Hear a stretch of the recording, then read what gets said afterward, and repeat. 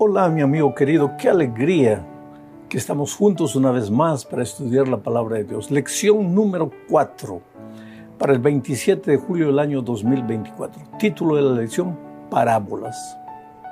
El propósito de esta lección es mostrar las 5 parábolas de Jesús que registra Marcos. Ya lo dijimos en una lección pasada, Marcos no está muy preocupado en presentar las palabras del Señor Jesucristo, sino los hechos, las acciones en favor de la salvación del ser humano. Pero Marcos registra 5 parábolas, es poco en relación a las parábolas que Mateo, por ejemplo, presenta. Mateo menciona muchas, pero Marcos solo 5. La primera parábola que registra Marcos es la parábola del sembrador. Y una lección que tenemos que aprender aquí es que comunicación no es lo que tú dices, sino lo que el otro entiende. ¿Por qué el Señor Jesucristo presentaba parábolas? Porque conceptos son conceptos, entran y se van. Pero parábolas son ilustraciones que permanecen en la mente y en el corazón de las personas. Parábolas son figuras que ayudan a reflexionar. ¿Por qué? Generalmente las parábolas tienen que ver con cosas que las personas conocen.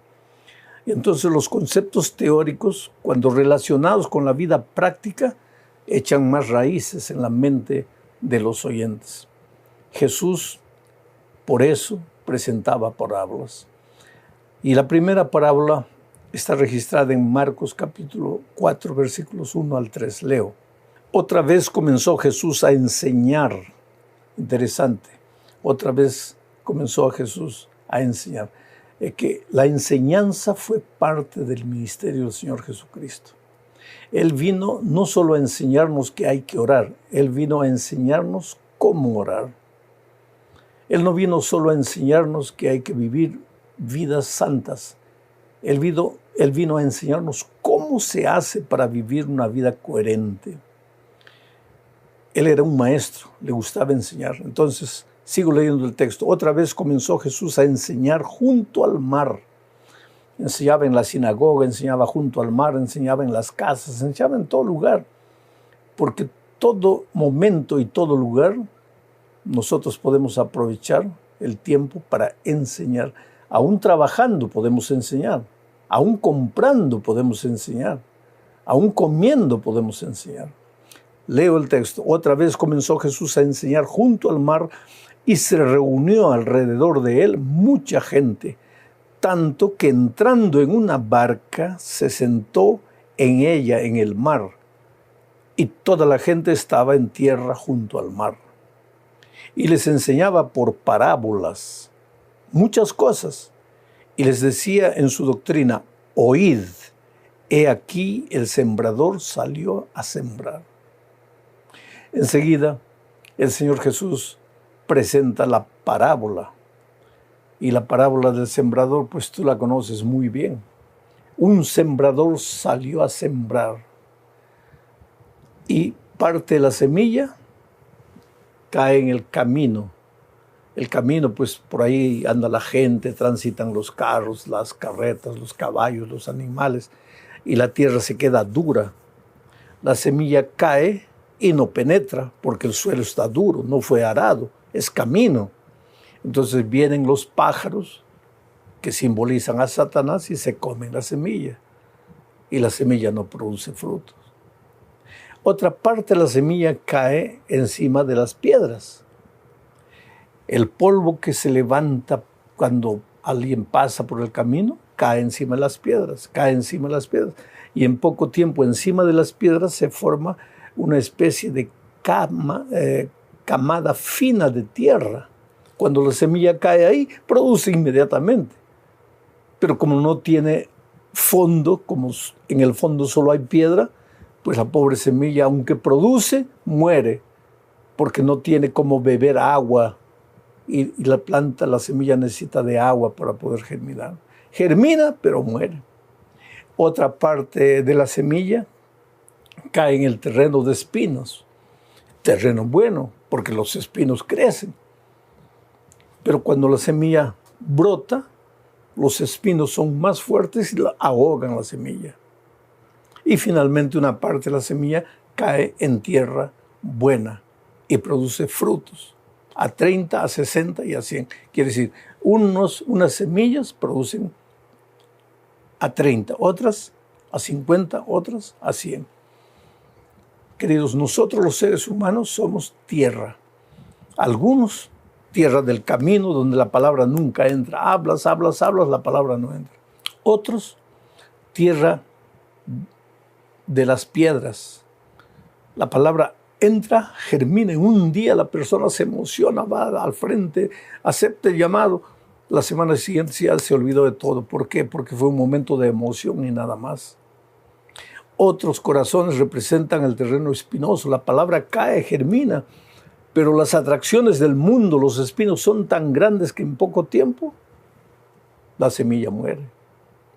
Y la semilla también cae en tierra buena y produce frutos a 30, 60 y a 100. Quiere decir, aunque todos recibimos la palabra de Dios en nuestro corazón y somos tierra buena, no todos vamos a producir en la misma cantidad. Unos 30, otros 60, otros 100. Lo triste es que el de 100 mire al de 30 y piensa que ya está bien, demasiado bien. Y la otra cosa triste es que el de 30 mire al de 100 y diga, pues yo nunca voy a llegar a 100. No, tú produce lo que el Espíritu coloca en tu corazón. No te preocupes en estar mirando al hermano, al otro, al pastor. No, tú mira al Señor Jesucristo y sigue caminando con Él. Vamos a la segunda parte de este estudio. Aquí veremos la interpretación de Jesús, la palabra y los 4 tipos de terrenos. El propio Señor Jesucristo explicó parte de lo que yo acabo de mencionar. Marcos 4, 14 y 15 dice, el sembrador es el que siembra la palabra. Y estos son los que junto al camino, en quienes se siembra la palabra. Pero después que la oyen, enseguida viene Satanás y quita la palabra que se sembró en sus corazones. La palabra es la semilla. Oh querido, la palabra tiene poder. En el principio, por la palabra de Dios fueron creados los cielos y la tierra. Cuando el Señor Jesucristo estuvo en esta tierra, con su palabra hizo andar al paralítico, con su palabra curó a los enfermos, con su palabra expulsó demonios, con su palabra hasta resucitó muertos. La palabra tiene poder, pero solo tiene poder si tu corazón es tierra buena, si tu corazón fue arado por el Espíritu Santo. Ahora, si tu corazón es tierra endurecida del camino, la palabra no va a hacer nada en ti, no porque no sea poderosa, sino porque la palabra para actuar en tu vida tiene que tener tu permiso. Y si tú no le das permiso a la palabra, si tú no aceptas la palabra, entonces la palabra no te vale de nada. Y eso es lo que vamos a ver en la siguiente parte del estudio. En esta tercera parte veremos la razón de ser de las parábolas. Aquí veremos que si te endureces a la palabra, ahí ya no hay esperanza de salvación para ti. Leo Marcos 4, 10 al 12. Mira, este es un texto difícil de ser entendido, pero te lo voy a explicar. Cuando estuvo solo Jesús, los que estaban cerca de él, con los 12, le preguntaron sobre la parábola. Y les dijo, a vosotros, a los discípulos y a los otros que estaban con él, a vosotros os es dado saber el misterio del reino de Dios. Misterio. Querido, misterio para nosotros es algo que no se puede entender, algo que no vale la pena que entres porque nunca lo vas a entender. Pero misterio en el sentido bíblico es algo que tú no entiendes al principio, pero con la ayuda del Espíritu Santo puedes entender.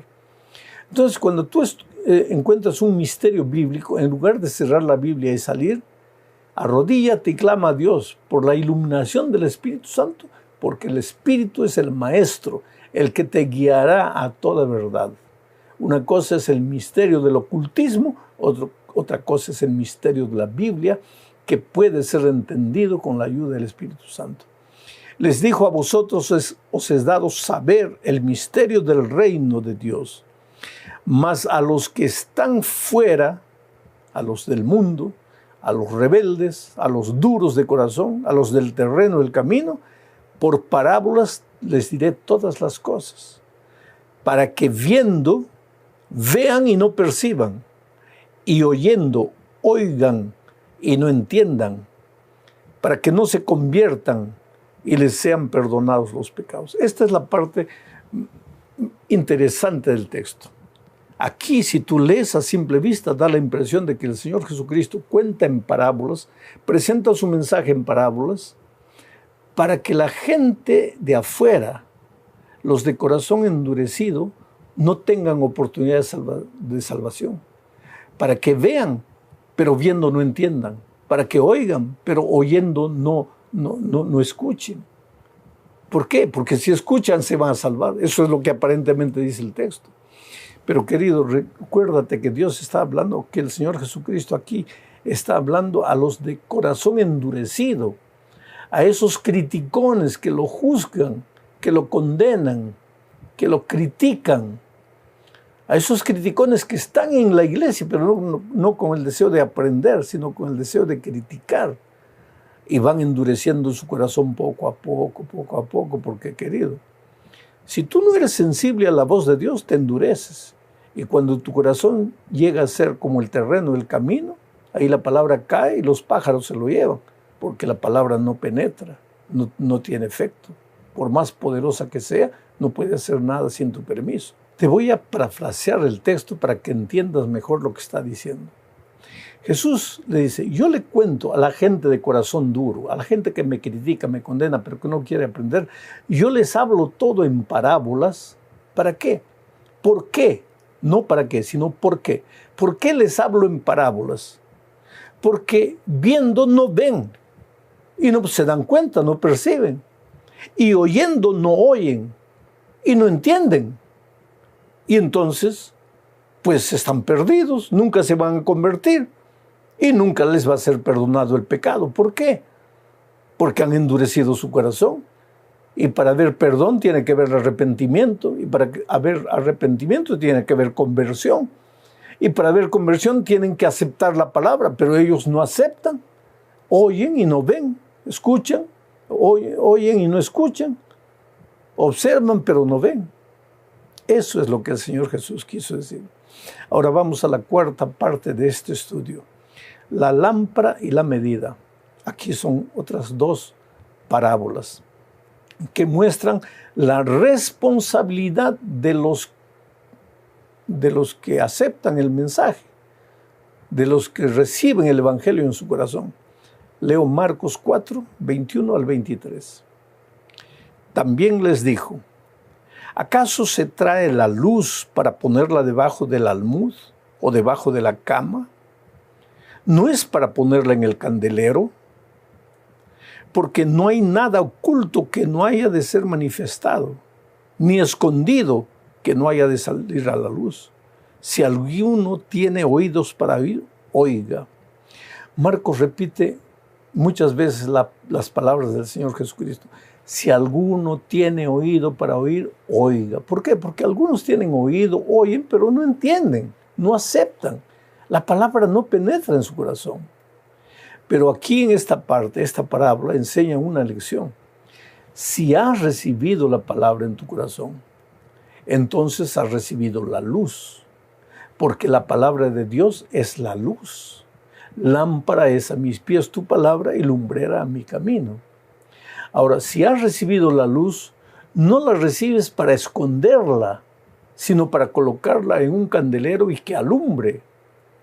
Quiere decir que si tú has conocido la palabra de Dios y no estás trayendo personas para Cristo, no estás evangelizando, no estás participando en la misión, es porque la luz no ha nacido en tu corazón, es porque la palabra no ha caído en tu corazón, es porque tu corazón no es tierra buena, tal vez es tierra del camino, tal vez es tierra de pedregullo, tal vez es tierra de espinos, pero no es terreno bueno. Porque en el corazón bueno la palabra produce, ilumina, e inmediatamente tú sales a buscar a otra persona para Cristo. Continúe leyendo Marcos 4, 24 y 25. Dice así: les dijo también, mirad lo que oís, porque con la medida con que medís, os será medido, y aún se os añadirá a vosotros lo que oís, porque al que tiene se le dará, y al que no tiene, aún lo que tiene se le quitará. Quiere decir, estamos hablando de la palabra de Dios que cayó en tu corazón, que se volvió luz en tu corazón. ¿Qué dice esta siguiente parábola? Que si no compartes esa luz, si no entregas a otro la luz, lo poco que has recibido se apagará en tu corazón. Porque cuanto más luz impartas, más luz vas a recibir. Y cuanto más te calles, más la luz se va a apagar en tu corazón. Este es un asunto serísimo en el que tenemos que meditar. Llegamos al fin de este estudio hablando de la parábola del crecimiento de la semilla. El crecimiento espiritual es de Dios. Aquí se mencionan dos incidentes o dos parábolas interesantes. Leo Marcos primero, Marcos 4, 26 al 28. Dice así: decía además, así es el reino de Dios, como cuando un hombre echa semilla en la tierra y duerme, y se levanta de noche y de día, y la semilla brota y crece sin que él sepa cómo, porque de suyo lleva fruto la tierra. Primero hierba, luego espiga, después grano lleno en la espiga. ¿Cuál es el mensaje aquí, querido? La vida cristiana es crecimiento. Si no creces es porque la luz no ha nacido en tu corazón, es porque la palabra no ha caído en tu corazón. Pero si la palabra ha caído en tu corazón, la vida cristiana es crecimiento. Ahora, el crecimiento no es obra tuya. Tú ves que en esta parábola el sembrador siembra la semilla. En tu caso, tú aceptas la palabra, aceptas la semilla en tu corazón.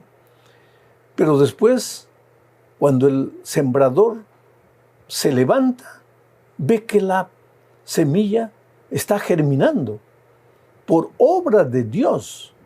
El crecimiento es obra de Dios. Tú solo tienes que permitir que Dios te haga crecer.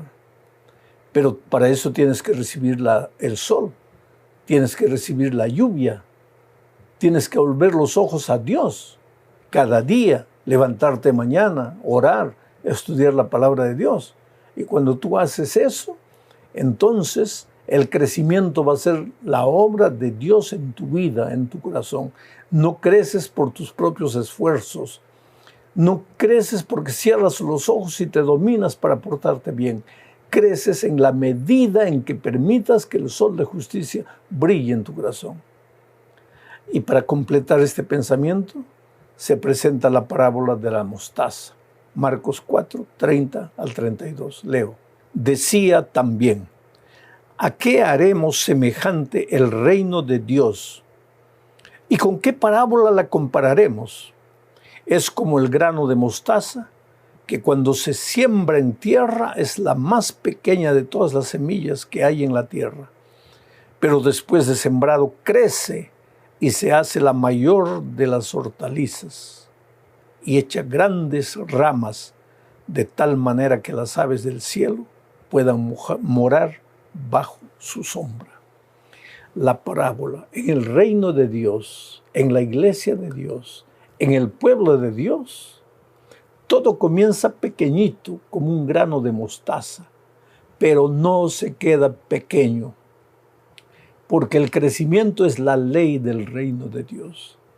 Cristiano que acepta a Jesucristo comienza como un nené recién nacido, pero no se queda usando pañales en la vida espiritual para el resto de la vida. Tiene que crecer porque el crecimiento es la ley del reino de Dios. Un granito de mostaza, sembrado, parece que se enterró, que acabó, pero al día siguiente brota y crece crece, crece, hasta tornarse un árbol. Y dice que todas las aves del cielo vienen a hacer su nido en sus ramas.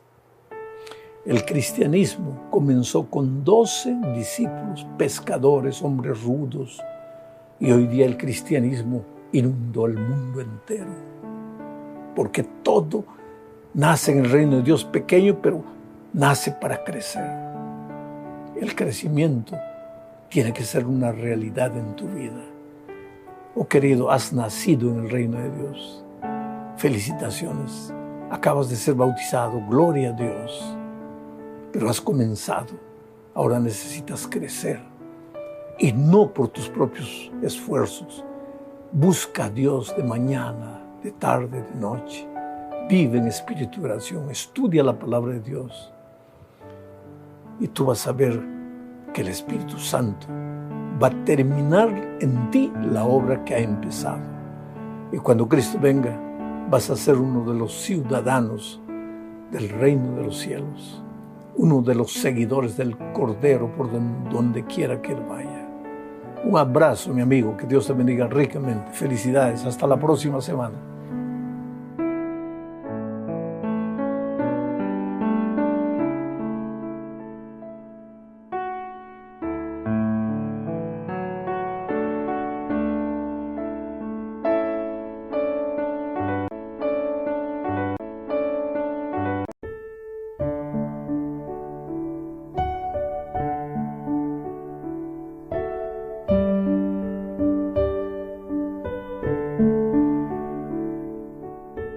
Hola, mi amigo querido. Esta semana estudiaremos la lección número 4 para el 25 de octubre del año 2024. El título de la lección es Testigos de Cristo como Mesías. Y el propósito es mostrar el testimonio de algunos personajes del Nuevo Testamento con relación a la obra del Señor Jesucristo, a la misión redentora del Señor Jesucristo. El primer personaje es nada menos que Juan el Bautista, el precursor del Señor Jesús. Entonces veremos la primera parte bajo el subtítulo de El testimonio de Juan el Bautista. Para eso necesitamos leer un texto, y es Juan capítulo 1, versículos 19 al 23. Dice así: Este es el testimonio de Juan. Ya empieza presentando a Juan como un testigo de la misión redentora de Cristo. Este es el testimonio de Juan. Cuando los judíos enviaron de Jerusalén sacerdotes y levitas para que le preguntasen: ¿Tú quién eres? Juan confesó y no negó, sino confesó: yo no soy el Cristo. Y le preguntaron: ¿qué pues? ¿Eres tú Elías? Dijo: no soy. ¿Eres tú el profeta? Y respondió: no. Le dijeron: pues ¿quién eres tú? Para que demos respuesta a los que nos enviaron. ¿Qué dices de ti mismo? Entonces la respuesta de Juan fue: yo soy la voz de uno que clama en el desierto. Enderezad el camino del Señor, como dijo el profeta Isaías. Es interesante, querido, para que tú puedas ser una persona feliz, realizada en la vida, para que tu corazón no ande lleno de amarguras, de tristezas, de resentimiento, necesitas, como Juan, saber quién eres tú. Porque cuando las personas vinieron a Juan a preguntarle: ¿quién eres tú? ¿Eres el Cristo? Él dijo: no, yo no soy. ¿Eres Elías? No. ¿Eres el profeta que vendría? No. Entonces, ¿quién eres tú? Y él no titubeó en decir: yo soy el que prepara el camino para el Cristo que vendrá, el que prepara el camino.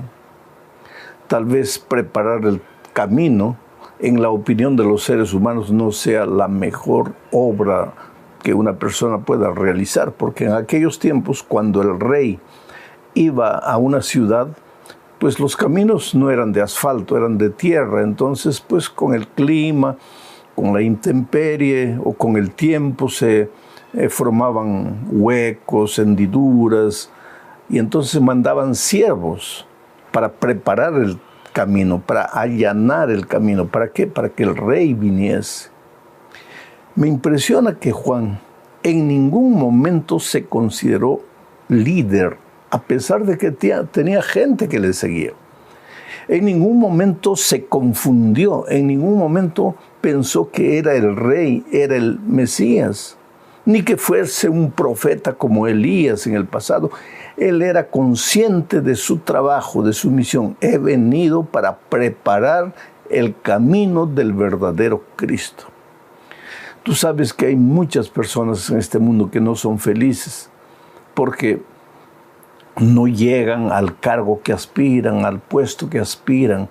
Y no hay nada de malo en aspirar a ser un gerente, ser un presidente o ser el principal en la empresa donde trabajas. No hay nada de malo en eso. Yo creo que esas aspiraciones de crecimiento, esas aspiraciones de llegar más alto cada vez son aspiraciones genuinas que el Señor Jesús coloca en tu corazón. El problema es cuál es el camino para llegar ahí. Es la traición, es la maledicencia, es la política, es la estrategia humana, urdir planes humanos, ser desleal. ¿Cuál es el camino para llegar a donde tú quieres llegar? Juan reconoció quién era en el momento. Dios lo había enviado para servir, para preparar el camino, y él se limitó a preparar el camino. La vida de Juan el Bautista es una vida inspiradora, porque murió de una forma anónima, lo decapitaron, pero en ningún momento él perdió de vista cuál era su lugar en esta tierra.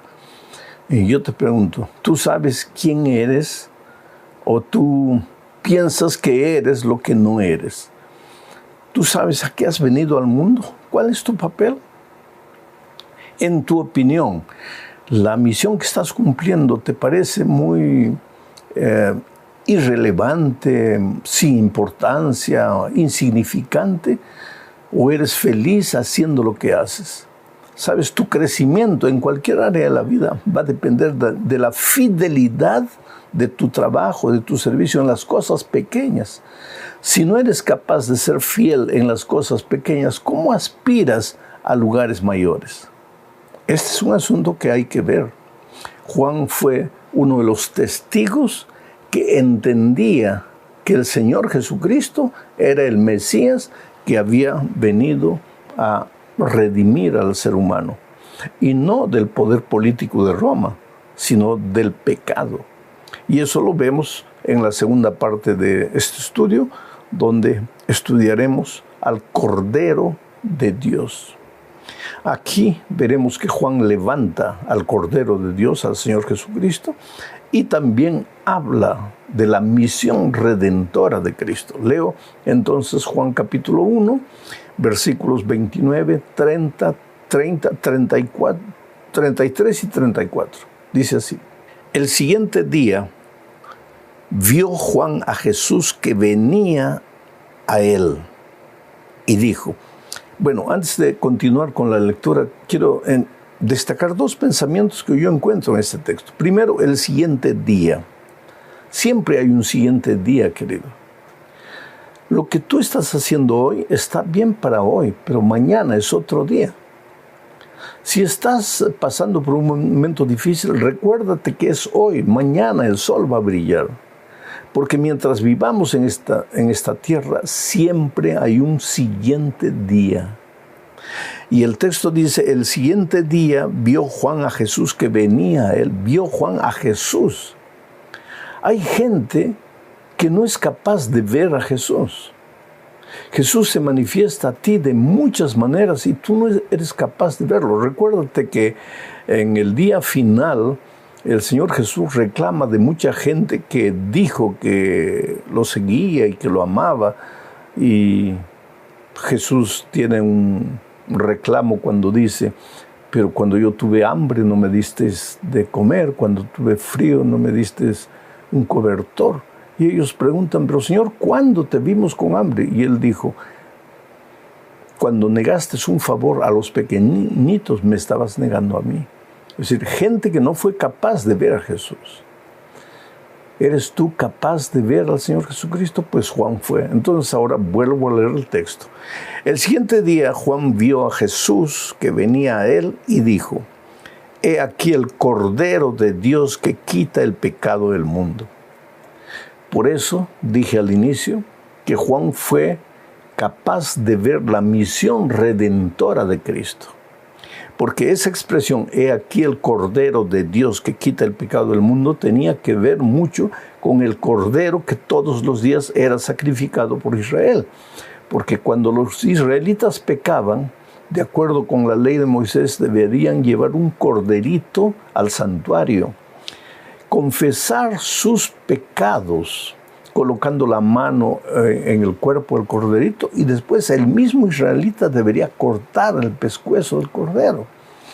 Te puede parecer muy cruel, muy sanguinario, pero la lección que Dios quería enseñarnos es que nuestros pecados tienen consecuencias. La paga del pecado es la muerte.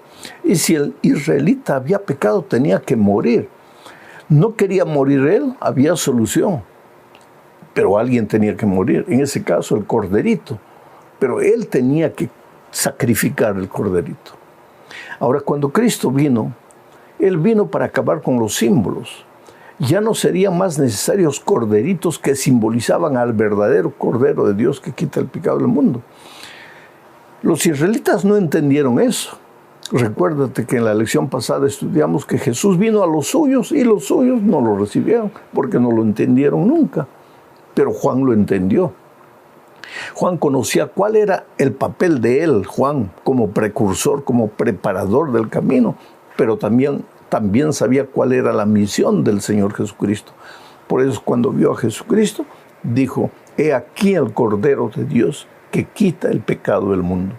Sigo leyendo el texto. Dice, este es aquel de quien yo dije, después de mí viene un varón, el cual es antes de mí, porque era primero que yo.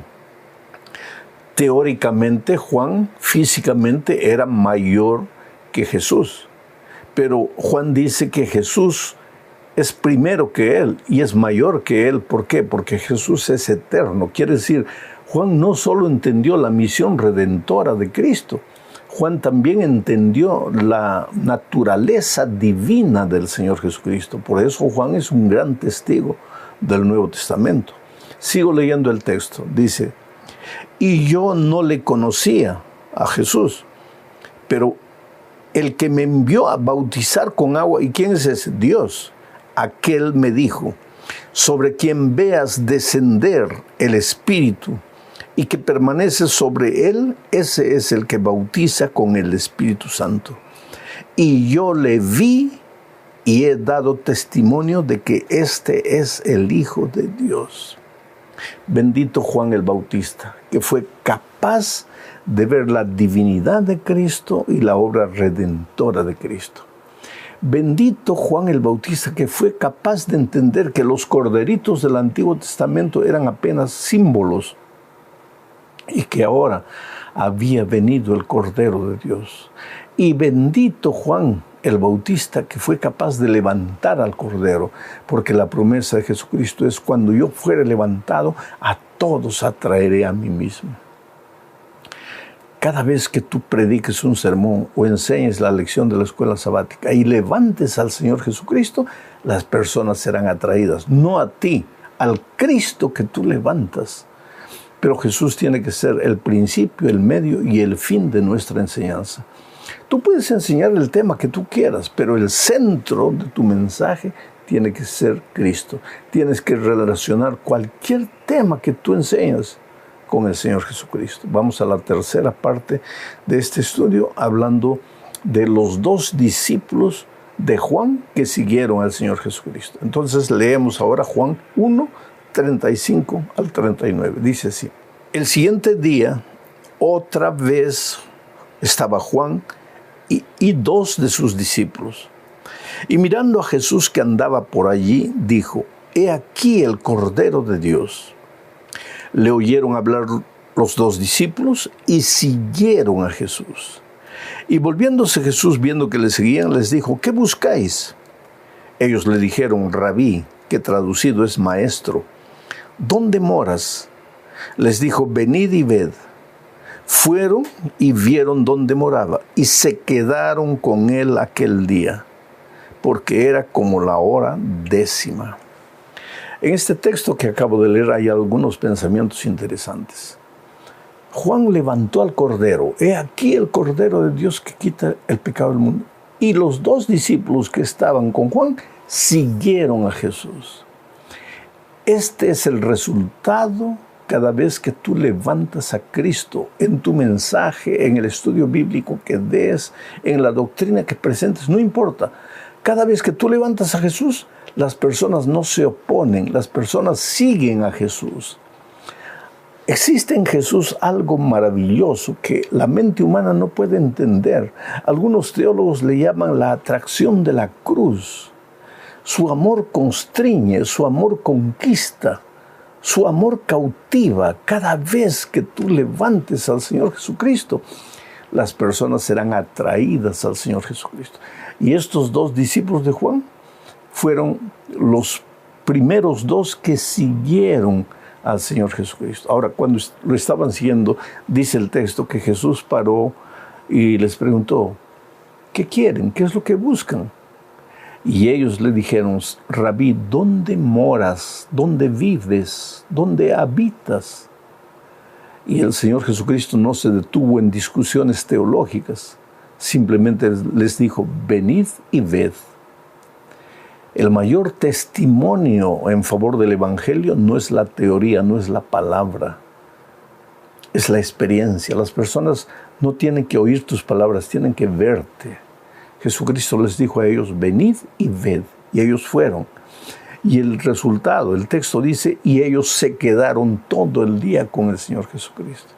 Ese es el resultado de seguir a Jesús y de vivir con Jesús una experiencia de fe. Vamos ahora a la cuarta parte de este estudio, hablando del testimonio de Felipe y de Natanael. Entonces leo Juan 1, 43 al 46. Dice así: el siguiente día quiso Jesús ir a Galilea y halló a Felipe y le dijo: sígueme. Y Felipe era de Betsaida, la ciudad de Andrés y Pedro. Felipe halló a Natanael y le dijo: hemos hallado a aquel de quien escribió Moisés en la ley, así como los profetas, a Jesús, el hijo de José de Nazaret. Natanael le dijo: ¿de Nazaret puede salir algo de bueno? Le dijo Felipe: ven y ve. En este texto encontramos dos pensamientos interesantes. El primero: al día siguiente el Señor Jesucristo encontró a Felipe. Le dijo: ven y sígueme. Y Felipe le siguió, porque Felipe ya estaba preparado. Felipe ya había oído hablar del Señor Jesucristo. Pero ¿quién le habló a Felipe acerca de Jesús? Hay una parte del texto que pasa a veces desapercibida. Dice: ahora Felipe era de la ciudad de Andrés y de Pedro. Andrés y Pedro fueron los dos primeros discípulos que siguieron al Señor Jesucristo. ¿Quién le habló a Felipe acerca de Jesucristo? O Andrés o Pedro. O sea, aquí está la prueba de que Juan levanta a Jesús, Andrés le sigue. Ahora, Andrés levanta a Jesús, Felipe le sigue. Y ahora vemos que el texto dice que Felipe, inmediatamente cuando aceptó al Señor Jesús como su Salvador, salió corriendo a buscar a su amigo Natanael y le habló del Señor Jesucristo. Natanael, con el corazón un poco duro, dudó, porque cuando Felipe le dijo que Jesús venía de Nazaret, Felipe tampoco Entendía que Jesús no había venido de Nazaret, Jesús había venido del cielo, era el Dios encarnado. Pero había nacido vivía en la región de Nazaret, y Felipe le dijo, Jesús que viene de Nazaret. Y Natanael pregunta, pues de Nazaret puede venir algo bueno, porque Nazaret era una ciudad pequeña, pero una ciudad bastante corrupta, bastante violenta, gente incrédula. Entonces Felipe tampoco creyó. Se preguntó, ¿puede venir algo bueno de Nazaret? Y si tú sigues leyendo la historia, vas a ver que Natanael finalmente se entrega al Señor Jesucristo. Lo que destaca de este texto es que el testimonio de Juan lleva a sus discípulos a aceptar a Jesús. El testimonio de los discípulos lleva a otro, como Felipe, a aceptar a Jesús. El testimonio de Felipe lleva a Natanael a aceptar a Jesús. Esta es la manera como el Señor Jesucristo tendrá que ser conocido en el mundo entero. Tendrá que haber hoy día Juanes, Andrés, Pedros, Felipes y Natanaeles. Nosotros podemos ser uno de ellos. Jesús llegó a tu vida, entonces tienes que levantar al Cordero de Dios que quita el pecado del mundo, y las personas serán atraídas al Señor Jesucristo. Pues llegamos al fin de este estudio hablando del testimonio de Nicodemo. Ahora, Nicodemo era un maestro entre los judíos. Era un rabino también. Era muy respetado por su conocimiento teológico. Mira la manera como Nicodemo se aproxima de Jesús. Leo Juan 3, 1 al 3. Había un hombre de los fariseos que se llamaba Nicodemo, un principal entre los judíos. Este vino a Jesús de noche y le dijo, Rabí, sabemos que has venido de Dios como maestro, porque nadie puede hacer estas señales que tú haces si no está Dios con él. Respondió Jesús y le dijo, de cierto te digo, que el que no naciere de nuevo no puede ver el reino de Dios. Nicodemo era un fariseo, un principal en la sinagoga, un maestro de teología. Y sin embargo, veía al Señor Jesús apenas como un gran maestro, como un gran filósofo. Es lo que mucha gente hace hoy, intelectuales, gente pensadora. Ve al Señor Jesucristo como un gran pensador y nada más. Pero Jesús es el Mesías, y no el Mesías que libertaría a Israel del poder de Roma, sino el Mesías que libertaría a la humanidad del poder del pecado. Nicodemo conocía la doctrina, estaba convencido. Era un doctor en teología, pero él no estaba convertido. Convicción tiene que ver con cambio de pensamiento, conversión tiene que ver con cambio de vida. Nicodemo no estaba convertido. Por eso el Señor Jesucristo le dice que él tiene que nacer de nuevo si quiere ver el reino de Dios. O Nicodemo no entendió, o si entendió, se hizo al que no entendió. Porque inmediatamente Nicodemo le dijo, pero Señor, ¿cómo un hombre viejo puede nacer de nuevo? ¿Puede entrar al vientre de la madre y nacer?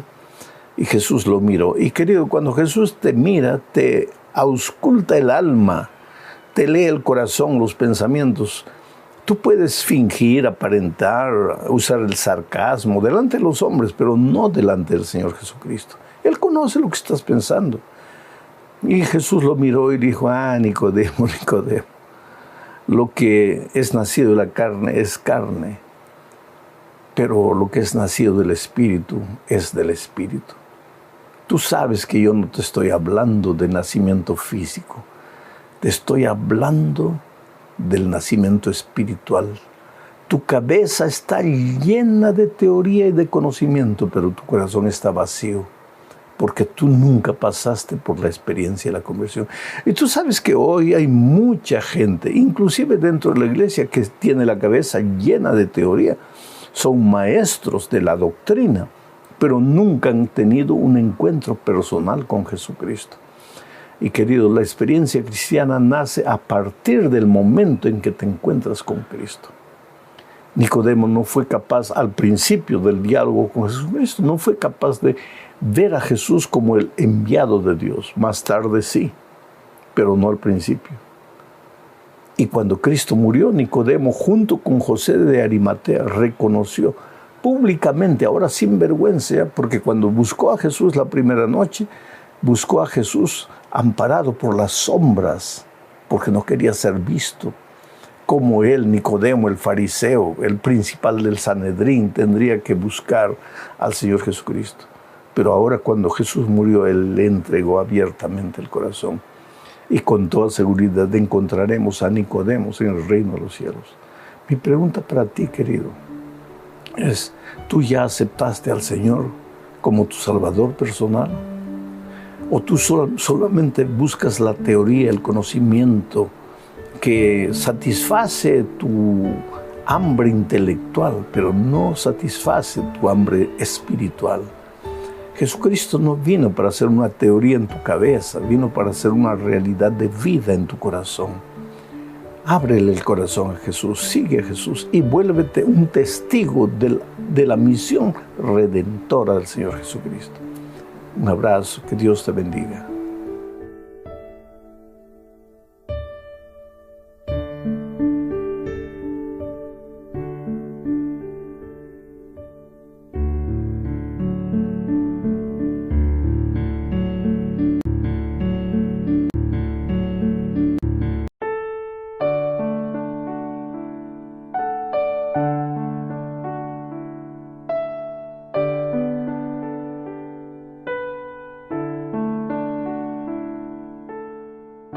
Hola mi querido amigo, qué alegría nuevamente. Vamos a estar juntos 20 minutos estudiando la lección número 4 para el 25 de enero del año 2025.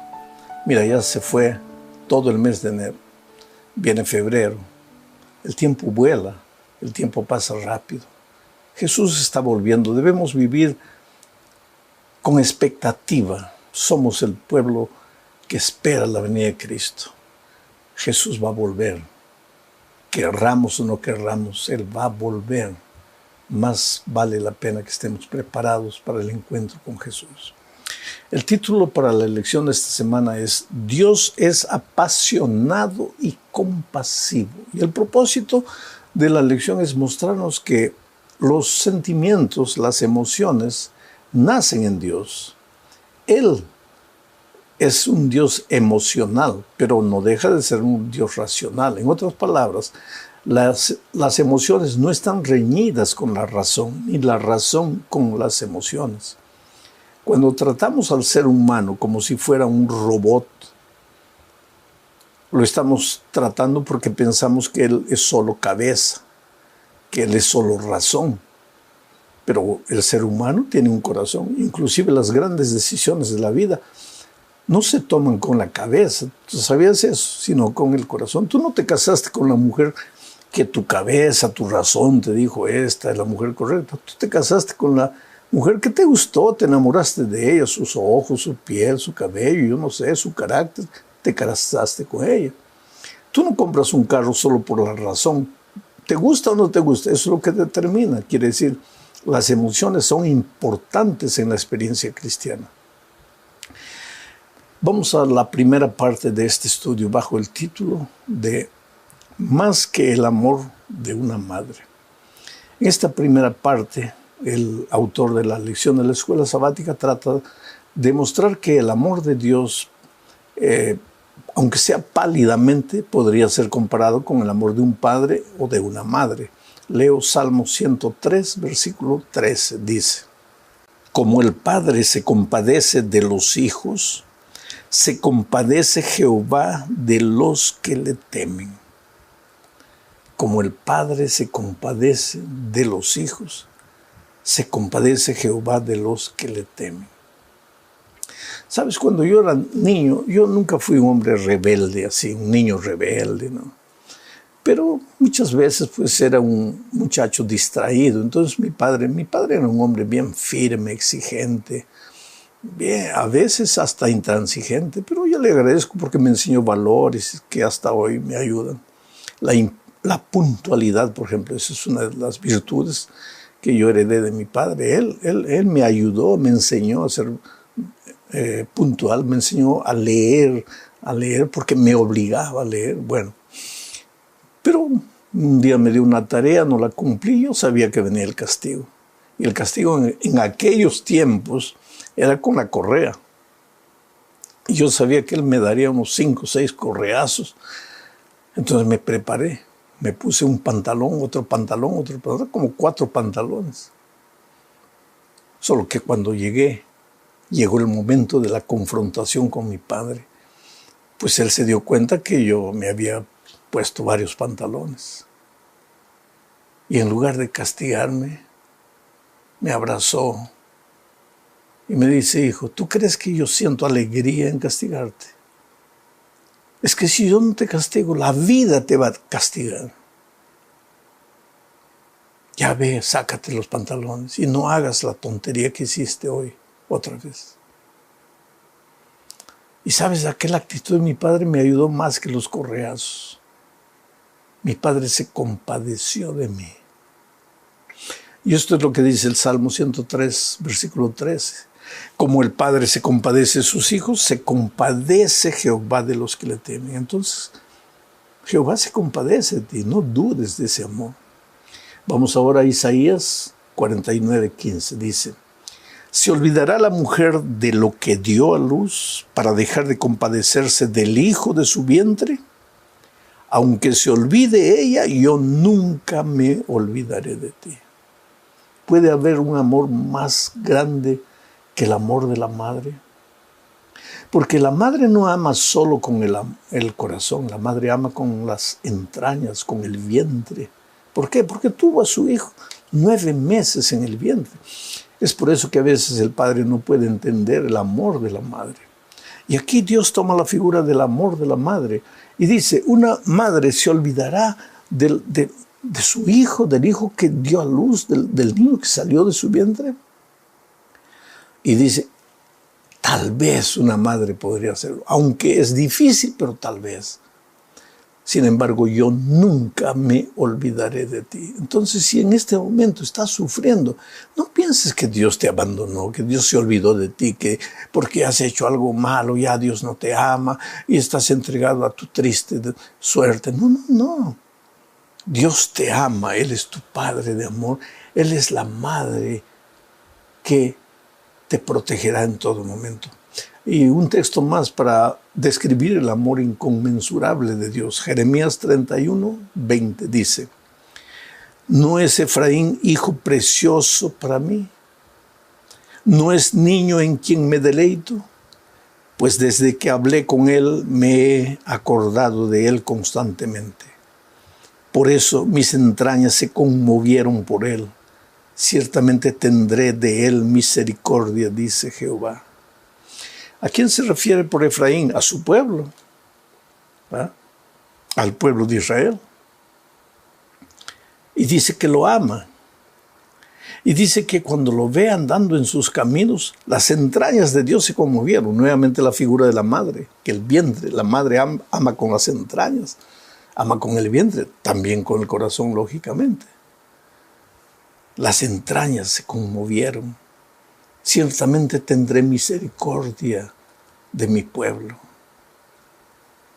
Que estas palabras amorosas de Dios no te enseñen el camino de la permisividad, que llegues a la conclusión de decir: pues, Dios me ama, ya para qué me preocupo. No, querido. Porque ves aquí que cuando el hijo camina en sus caminos, Dios se siente feliz. Cuando él pasa por dificultades, las entrañas de Dios se conmueven. Dios se conmueve de ti porque te ama. Está feliz cuando andas bien y todo te va bien. Y se pone triste cuando las cosas no te van bien. Vamos a hablar ahora del amor conmovedor de Dios. El libro de Oseas simboliza primero a Dios como un esposo, cuya esposa infiel lo abandona muchas veces, pero el esposo nunca deja de amarlo. Después el libro simboliza al padre como el hijo que ama a su hijo y lo perdona. Leo Oseas 1:2 y dice: el principio de la palabra de Jehová por medio de Oseas. Dijo Jehová a Oseas: ve, tómate una mujer fornicaria e hijos de fornicación, porque la tierra fornica apartándose de Jehová. ¿Por qué Dios le dio la orden al profeta Oseas de buscar una mujer fornicaria con hijos de fornicación? Por un simple motivo. Oseas era el profeta. El profeta era el vocero de Dios. Y muchas veces para ser el vocero de Dios, aunque pálidamente, tienes que sentir lo que Dios siente por el ser humano desobediente. Y cuando la mujer lo abandonaba una vez y otra vez y otra vez, Dios le dijo: pues ahora tú, mi profeta, entiendes cómo yo me siento cuando mi pueblo se va y se va y se va. Y vuelve y lo perdono, y después se va. Y ahora que tú entiendes cómo yo me siento, porque lo has vivido en la carne, predica mi amor de Dios. Dile al pueblo que a pesar de lo que ha hecho, yo lo sigo amando. Qué cosa extraordinaria. Ahora vamos a Oseas capítulo 11, versículos 1 al 4. Cuando Israel era muchacho, yo lo amé, y de Egipto llamé a mi hijo. Cuanto más yo los llamaba, tanto más se alejaban de mí. A los Baales sacrificaban y a los ídolos ofrecían sahumerios. Yo con todo eso enseñaba a andar al mismo Efraín, tomándole de los brazos, y no conoció que yo le cuidaba. Con cuerdas humanas los traje, con cuerdas de amor, y fui para ellos como los que alzan el yugo de sobre su cerviz, y puse delante de ellos la comida. Cuando Israel era pequeño, hacía tantas tonterías, pero nunca dejé de amarlo. Lo sostuve con mi mano, le enseñé a caminar, lo ayudé, pero lo sigo amando. Aún hoy, cuando ya es grande, cuando ya es adulto y comete errores, yo estoy a su lado para restaurarlo. ¡Qué Dios maravilloso! Yo te voy a hacer una ilustración. ¿Has visto una madre lavando y cambiando de pañales al hijito de un mes de nacido? El pobre no sabe ir al baño, el pobre no sabe pedir ayuda, y si no le cambias los pañales va a estar ahí el día todo, porque es un baby, no sabe nada. Pero ¿has visto una madre con qué cariño higieniza al hijito? Toma el lavatorio con agua tibia, no puede estar caliente ni fría, y lo va a limpiar. Primero saca el pañal, lo limpia, coloca el pañal sucio a un lado, y después con esa agua limpia, tibia, lo lava, lo higieniza, cantándole una musiquita, hablándole palabras de amor. Y después le da un beso en las nalgas al niño. ¡Qué amor! Y así lo va cuidando a los 6 meses, al año. Y ya le va enseñando a ir al baño solo. A los 2 años. Hasta que un momento el muchacho ya sabe ir solo al baño. Pero en todo momento la madre está acompañándolo. Ese es Dios. ¿Tú crees que porque hiciste alguna tontería en la vida, Dios dejó de amarte? Él te va a lavar, te va a limpiar, te va a cuidar, pero al mismo tiempo te quiere enseñar a ser independiente, a caminar en sus caminos, por voluntad propia, no por obligación ni por constrangimiento. Dios te ama, querido, pero ese amor no es permisivo. Ese amor no es para que continúes revolcándote en el pecado. Ese amor no es para que continúes siendo un baby de un mes el resto de la vida. Ese amor es para que crezcas. Ese amor es transformador y restaurador. Vamos a la tercera parte de este estudio bajo el subtítulo de la compasión de Jesús. En el Antiguo Testamento se habla del amor de Dios por la raza humana, pero en el Nuevo Testamento se habla del amor del Señor Jesucristo por la raza humana.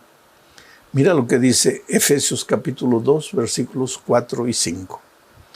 Pero Dios, que es rico en misericordia, por su grande amor con que nos amó, aun estando nosotros muertos en pecados, nos dio vida juntamente con Cristo. Por gracia sois salvos. Tú en el Nuevo Testamento vas a encontrar muchas veces al Espíritu Santo que te habla con gemidos indecibles para que escuches la voz de Dios y te arrepientas. Aquí en este texto encuentras al Dios Padre que entrega a su Hijo y encuentras al Hijo, al Señor Jesucristo, que te ama. Padre, Hijo y Espíritu Santo te aman y trabajan en favor de tu salvación. Pero para que este texto cobre vida para ti, yo voy a tratar de leerlo en primera persona. Lee de esa manera. Yo voy a leer como si fueras tú. Pero Dios, mi Padre, que es rico en misericordia, por el gran amor con que me amó siempre, aun yo estando muerto en pecado, yo sé que Él me dio vida juntamente con Cristo. Por gracia soy salvo. ¿No es diferente? Te doy un consejo aquí abriendo un paréntesis. Trata de leer la Biblia así, aplicando los versículos a tu vida, como si estuviese siendo escrito para ti, no para los otros. Ahí la Biblia va a cobrar más sentido para ti.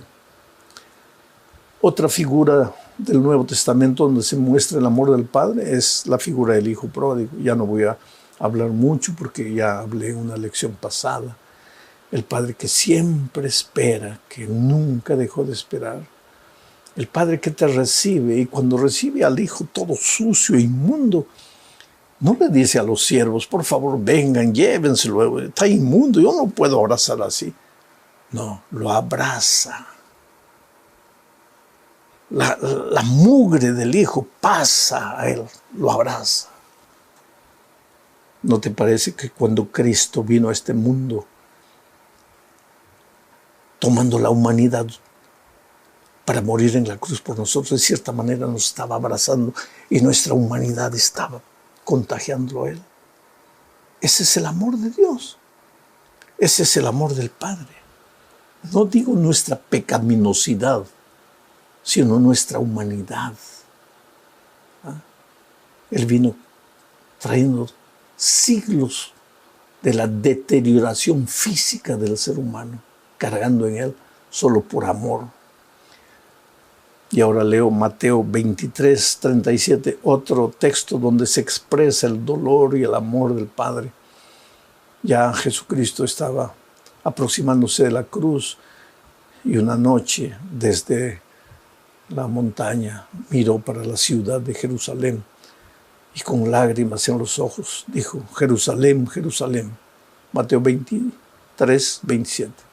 Leo, Jerusalén, Jerusalén, que matas a los profetas y apedreas a los que te son enviados.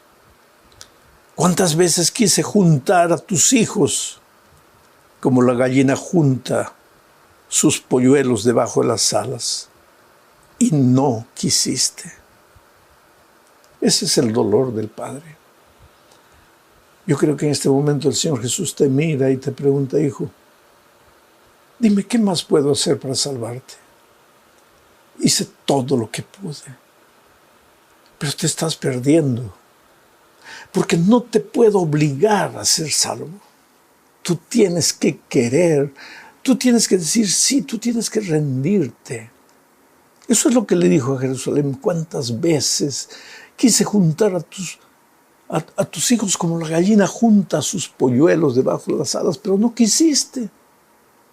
Yo te pregunto esta mañana, o esta noche, o esta tarde, no sé a qué hora estás viendo este video. ¿Cuántas veces el Señor te llamó? ¿Cuántas veces quiso arroparte en su amor, en su poder restaurador? Pero tú no dejas, tú no aceptas, tú no quieres. Tienes que responder. Vamos a la cuarta parte de este estudio bajo el título de Un Dios celoso. Es interesante, voy a leer Deuteronomio 4, 24. Dice, porque el Señor tu Dios es fuego consumidor, Dios celoso. El Señor tu Dios. En ese verbo, en ese versículo 4, 24 de Deuteronomio, hay dos maneras de llamar a Dios. El Rahum y el Canah. El Rahum, Dios misericordioso, Dios de amor, Dios compasivo, Dios de consolación. El Canah, Dios celoso, pero no celoso en el sentido de que del celo humano. Los seres humanos tenemos celo porque somos egoístas, porque somos desconfiados, porque somos pecaminosos por naturaleza. Dios no es celoso en ese sentido. Él es celoso en el sentido de protegernos, de cuidarnos, de amarnos, de no querer que el pecado nos toque para que nos destruya. ¿Por qué? Porque eres precioso a sus ojos. Vales mucho. Eres la cosa más linda que Dios tiene en esta vida. Tú podrías entender el celo de Dios bajo la palabra el celo de Dios. Los seres humanos tenemos celos en plural, enfermizos, egoístas. Dios tiene celo en el sentido de cuidado, de protección. Dios te ama. Dios es el Rakuj, el ser misterioso, el Rahum y el Canah, el Dios celoso, el Dios protector. Llegamos al fin del estudio hablando de un Dios compasivo y apasionado. Leo Isaías 63, 9 y dice lo siguiente. En toda angustia de ellos, Él fue angustiado. ¿Quién? Dios. Quiere decir, en el dolor del ser humano, Dios también sufre dolor. Y el ángel de su faz los salvó. En su amor y en su clemencia los redimió y los trajo. Y los levantó todos los días de la antigüedad. Nuevamente aquí, los levantó. ¿Por qué? Porque el pecado te hace caer. Cuando te apartas de Dios, te caes. Y te caes y te hieres y a veces ya no tienes ganas de levantarte, pero el Dios amoroso y protector te levanta todos los días, desde la antigüedad. A veces tú en la noche llegas, oh Señor, estoy aquí otra vez porque he cometido el mismo pecado, y Dios te mira y te dice, hijo, el mismo pecado, ¿por qué dices el mismo pecado si es la primera vez que me lo estás contando? Porque cuando Dios perdona se olvida.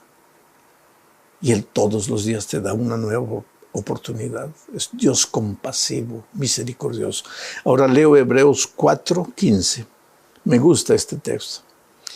Porque no tenemos un sumo sacerdote que no pueda compadecerse de nuestras debilidades, sino uno que fue tentado en todo según nuestra semejanza, pero sin pecado. Tú no puedes decir, el Señor Jesucristo no me entiende porque Él es Dios, pues Él venció porque es Dios. No, no, no. Él se hizo hombre para que tú y yo no tuviéramos el pretexto de decir, bueno, Jesús obedeció porque Él podía, porque Él era Dios. No, no. Él fue semejante a nosotros, pero no cayó. ¿Y por qué no cayó? Porque se agarró del poder de su Padre.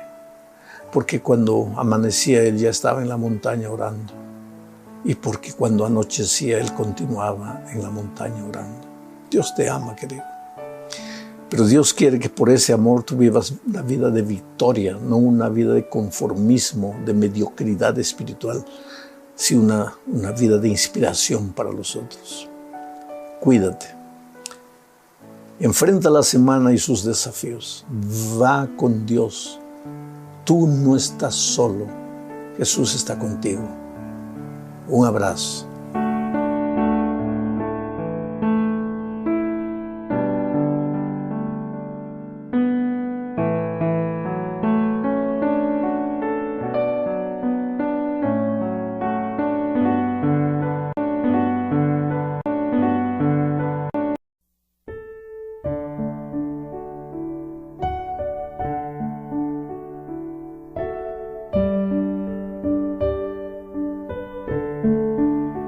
Hola, mi amigo querido. Mira, Adán y Eva vivían una experiencia diaria de amor con Dios. Ellos caminaban juntos por el Edén y se regocijaban en esa experiencia gratificante de compañerismo diario. Los primeros seres humanos habían sido creados para ser felices al lado de su Padre amado. Pero infelizmente pues apareció el enemigo disfrazado de serpiente y les sugirió un camino mejor entre aspas. Les dijo que si se separaban de Dios y hacían lo que ellos desearan, serían semejantes a Dios. Ahora, esa idea les pareció fascinante a Adán y Eva y ellos cayeron. Infelizmente el tiro les salió por la culata. Se equivocaron, erraron el blanco, no alcanzaron lo que querían. Por eso una de las palabras griegas para definir el pecado es amartía, que significa errar el blanco. Adán y Eva hicieron lo que quisieron porque querían ser como Dios. Sin embargo, no llegaron a ser Dios. Al contrario, se volvieron solitarios, infelices, se metieron en problemas, erraron el blanco, cometieron pecado. Dejaron de andar con Dios y empezaron a andar en sus propios caminos. Ahora, ¿qué es lo que llevó a Adán y Eva a esto? El amor a la posición o al estatus, querer ser igual a Dios. El deseo de tener más de lo que se les había permitido tener. Dios les había dado todo el jardín, pero les dijo no toquen solamente del fruto de este árbol. Ellos quisieron todo. Pues ese deseo del estatus y de tener más de lo que querían o que podían tener llevó a nuestros primeros padres a la ruina. El compañerismo diario con el Padre en ese momento fue interrumpido. Entonces ellos se escondieron de Dios entre los árboles. Imagínate, como si alguien pudiera esconderse de Dios. Pero ahora date cuenta una cosa, Adán y Eva no fueron atraídos por la riqueza. ¿Qué riqueza había en el árbol? El fruto no era un fruto de oro o de diamante. No eran millones de dólares que colgaban del árbol de la ciencia del bien y del mal. Lo que prueba que no son solo apenas las riquezas que pueden separarnos de Cristo. Es el amor al dinero, sea poco o sea mucho. Es el apasionado deseo de alcanzar bienes materiales. Ese deseo puede convertirse en una terrible maldición que puede alejar el alma de la salvación. Satanás sabe esto. Y por eso usa el amor por las cosas materiales para hacer que el cristiano coloque a Jesús en segundo plano. No que lo saque de su vida, sino que lo coloque en segundo plano. Solo que nuestra única protección de este problema es conservar la mirada en Cristo, propositadamente. No de casualidad, no si estoy con ganas, si tengo tiempo.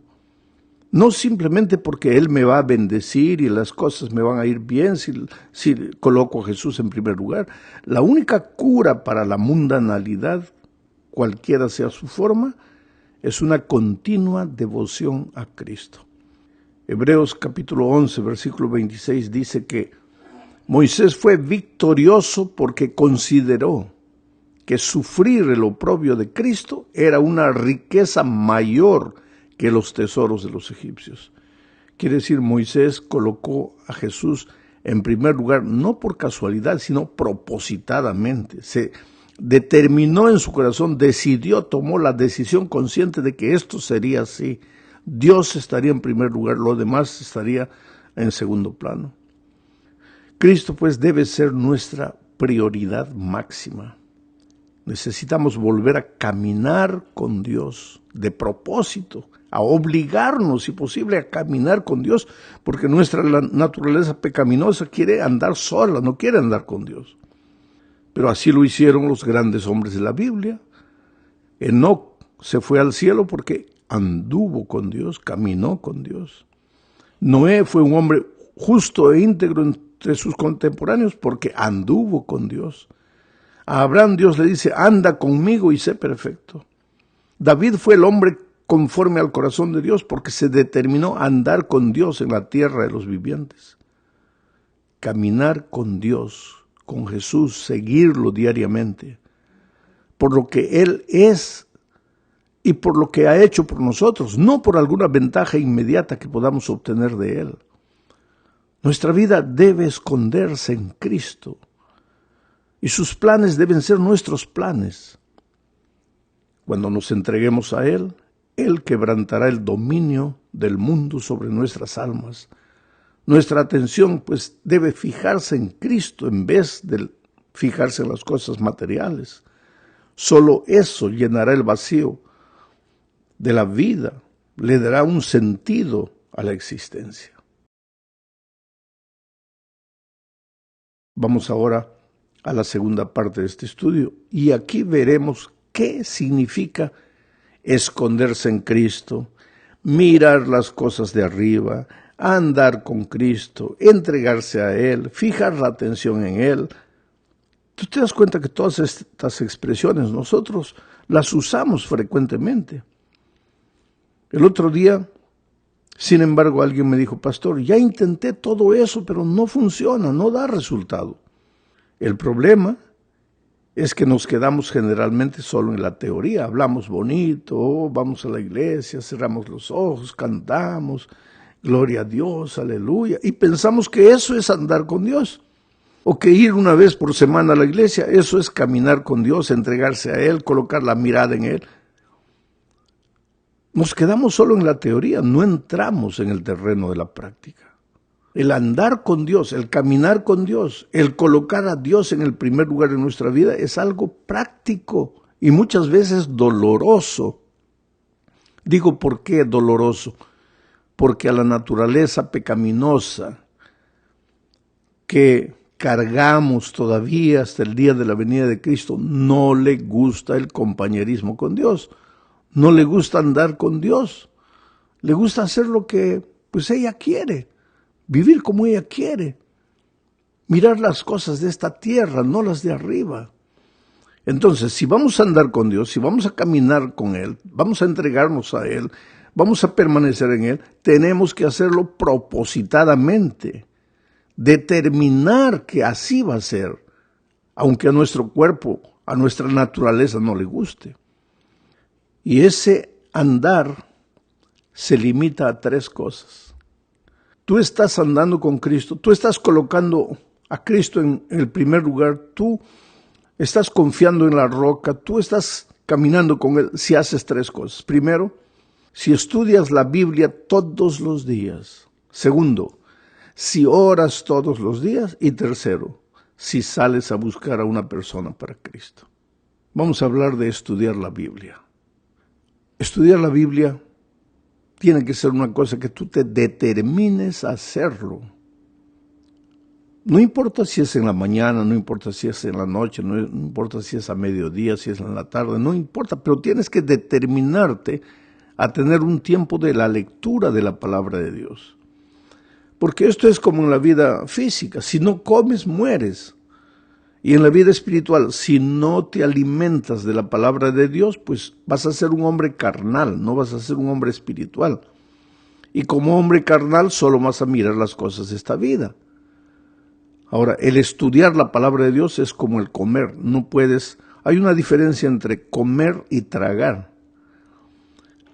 La gallina, por ejemplo, traga. ¿Por qué? Porque tiene buche. Después, pues digiere. Tiene lo que se llama la molleja. El ser humano tiene que comer, tiene que masticar. Dicen los médicos que hay que masticar 34 veces. En fin, yo no soy médico. ¿Pero para qué? Para que el bolo alimenticio se mezcle con la saliva. Y entonces, pues, la digestión sea mucho más fácil. En la medida que masticas bien, que comes, que sientes el sabor de la comida, pues vas a tener una vida saludable. El estudio de la palabra de Dios es igual. Tú no puedes sentarte a leer un versículo y salir corriendo, ¿no? Lee un versículo que sea, pero medita en el versículo. Piensa qué es lo que ese versículo te está diciendo a ti. ¿Qué es lo que Dios está hablándote a ti en las circunstancias presentes? Porque la circunstancia presente que yo vivo en este momento puede no ser la tuya. Por ejemplo, si tú estás en este momento con un hijo en el hospital, entre la vida y la muerte, y tú agarras la Biblia y lees un versículo, ese versículo te va a decir a ti otra cosa diferente de a mí. ¿Por qué? Porque yo en este momento no tengo, por la gracia de Dios, un hijo en el hospital. Si acabas de perder a la esposa, te va a decir ese versículo un mensaje que a mí no me lo va a decir porque yo estoy con la esposa viva. Quiere decir, cada uno tiene que leer el texto bíblico y tratar de entender qué es lo que Dios me está queriendo decir aquí. Tampoco vale la pena que agarres la Biblia. Voy a terminar este año de leer la Biblia 2 veces. Ahí llega la noche, lees, pero no entiendes nada. Eso en la vida física le diríamos que es tragar. Comes, pero no masticas. Tienes que leer un trecho de la Biblia y meditar. Por ejemplo, tomas la lección de la escuela sabática. Lees la pregunta, lees la respuesta, piensas, sacas tus conclusiones. Si no has entendido bien, pues escuchas el comentario. Y el comentario te ayuda a entender algunas cosas que no has entendido.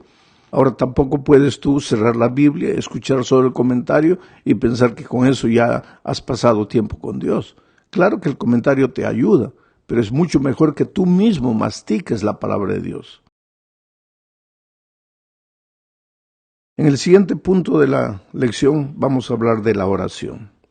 Este es otro de los instrumentos de comunión con Dios. La oración no es repetir frases que has aprendido. Padre nuestro que estás en los cielos, santificado sea tu nombre. No. La oración, dice el Espíritu de Profecía, es abrir el corazón a Dios como a un amigo. ¿De qué hablan los amigos cuando se encuentran? Hablan de todo. Entonces, haz eso con Dios. Conversa con Él. Siéntate, arrodíllate o acostado en la cama, medianoche te despiertas, abre tu corazón y habla con Dios. Cuéntale lo que estás haciendo, lo que estás sintiendo, los pensamientos que te perturban, tus temores, tus dudas, tus aflicciones. Habla con Dios. La oración no es para que le informes a Dios de lo que te está pasando, porque Dios ya sabe, Dios es Dios. Dice el propio Señor Jesucristo, vuestro Padre ya lo sabe antes que se lo pidáis. Entonces, ¿para qué tengo que contarle todo si Él ya sabe? No es para informarle, es para que tú pases tiempo con Él, porque a través de la Biblia Dios te habla. A través de la oración tú le hablas a Dios, tú le respondes a Dios. Tú te sientes acompañado, tú sientes que estás con Él, tú no te sientes solo. Saca toda la basura de tu corazón, las amarguras, los rencores, los motivos. Si hay una persona que te hirió, cuéntale a Dios con detalle qué es lo que esa persona te hizo. ¿Para qué? Para que a medida que tú vas hablando a Dios, el rencor, el resentimiento va saliendo de tu corazón. Cuéntale a Dios tus flaquezas, tus debilidades. En detalle, pídele fortaleza, pídele poder. Conversa con Dios. Conversa. Cuéntale en la noche, por ejemplo, todo lo que has hecho durante el día, con detalles. Te vas a pasar 1, 2, 3 horas conversando en tu mente con Dios. Y conversando ahí mentalmente con Dios, de repente te vas a dormir y ni te das cuenta. ¿Por qué? Te has dormido en los brazos del Señor Jesús. Estás caminando con Dios. Sin el estudio diario de la Biblia, sin la oración constante, no hay caminata con Dios. Y hay un tercer elemento que nuestra lección no presenta, pero que es indispensable en la comunión con Dios. Porque, ¿sabes? El Espíritu de Profecía a la oración y el estudio de la Biblia, solamente eso, el Espíritu de Profecía le llama devoción abstracta, devoción hueca, devoción que no tiene mucho sentido. Hay muchas personas que de alguna manera oran y estudian la Biblia y oran. Hay otras personas que oran más y estudian más la Biblia. Estudian más y oran más, y eso finalmente los va a llevar a incrementar un elemento más en su devoción personal, el ayuno. Entonces hay personas que oran, estudian la Biblia, ayunan. Después le aumentan la vigilia, oran, ayunan, estudian la Biblia, hacen vigilia. Y si van por ese camino, sin incrementar, sin añadir el tercer elemento de comunión con Dios, van a caer en el terreno del fanatismo. No estoy diciendo que orar, estudiar la Biblia, ayunar, hacer vigilia sea malo, pero para que esas cosas sean una devoción sólida y no sean una devoción hueca, abstracta, necesitas acrecentar el tercer elemento de la comunión con Cristo, que es la testificación. Ahora, entiende bien, testificación no es andar por la vida portándote bien para que las personas vean tu vida y se sientan inspiradas. Claro que tienes que hacer eso también, pero testificación es escoger una persona, un vecino, un pariente, un amigo, un compañero de trabajo y comenzar a acercarte, a aproximarte de esa persona con cariño, con amor, con amistad sinceros, mostrarle que te interesas por él y lentamente ir trayéndolo a los brazos de Jesús. Cuando tú haces esas tres cosas, oras todos los días, aunque no tengas ganas de orar, estudias la Biblia, aunque no tengas ganas de estudiarla, y buscas a una persona para traerla a Jesús, aunque no tengas ganas de hacerlo, ahí tú estás colocando la mira en Jesús. Eso es permanecer en Cristo. Eso es caminar con Dios. Claro, los discípulos en los tiempos de Jesucristo caminaban con Jesús corporalmente. Escuchaban su voz audiblemente, lo veían, lo podían tocar. Recuérdate que Juan recostó la cabeza en el corazón de Jesús. Por eso ellos tuvieron un privilegio que poca gente tuvo. Pero los hombres en el Antiguo Testamento caminaron con Dios. Ya dije, Abraham, Noé, David, Enoc. Pero no lo tocaron con sus manos ni lo vieron con sus ojos. Pero caminaron con Dios por la fe. Conversaban con Él. Y nosotros también podemos caminar con Dios por la fe, pero a través de los tres instrumentos que nos dejó. El estudio diario de la palabra, la oración, y Dios y tú salen juntos a buscar una persona para traerla a Jesús. Están caminando en una experiencia diaria de compañerismo.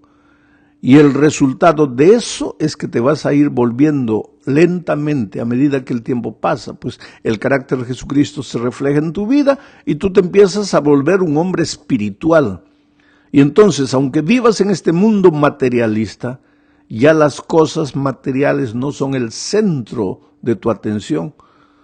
Ya no te fascinan como te fascinaban antes, porque ahora tienes otros valores espirituales. ¿Por qué? Porque has aprendido a caminar con Jesús y su carácter se está reflejando en tu vida. Vamos a la última parte de la lección. Vamos a juntar dos ítems de la lección en esta parte. Primero, el Espíritu Santo que te llevará a la sabiduría.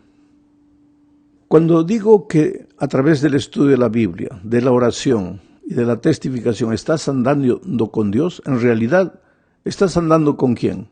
Con el Espíritu Santo. Jesucristo antes de irse le dijo a sus discípulos, es necesario que yo me vaya para que Él venga, hablando del Consolador, del Espíritu Santo. Él estará con nosotros hasta el fin del mundo, el Espíritu Santo.